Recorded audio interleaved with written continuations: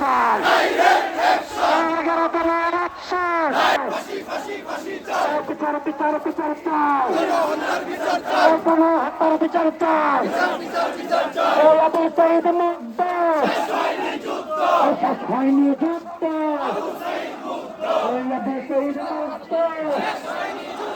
শেষ হয়নি যুদ্ধ, খুনি হাসিনার ফাঁসি চাই, এই রশি লাগে রশি নেই।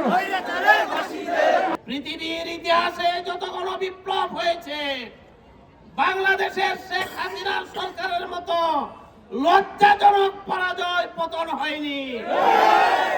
প্রধানমন্ত্রী শেখ হাসিনা রান্না করা খাবারকে হেলিকপ্টারে উঠতে পারেননি। তার মন্ত্রিসভার মন্ত্রী এমপিরা, আওয়ামী লীগের নেতারা পালিয়ে বাঁচার চেষ্টা করেছে।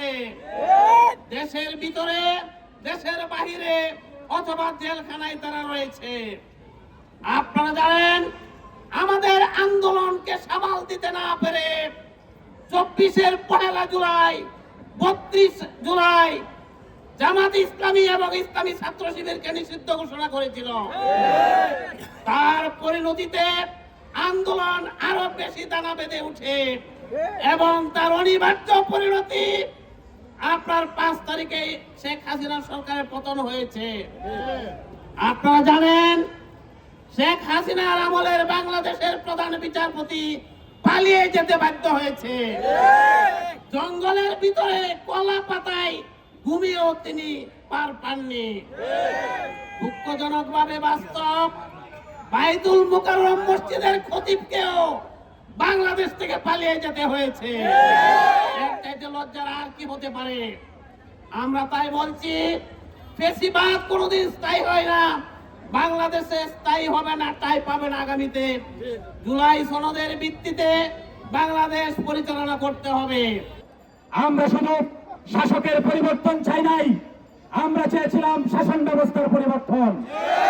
কিন্তু আমরা লক্ষ্য করছি বর্তমানে যারা ক্ষমতায় গিয়েছেন তারা আবারও পূর্বের সরকারের নাই পেশি শক্তির মাধ্যমে তারা বিরোধী পক্ষে দমনে উঠে পড়ে লেগেছেন।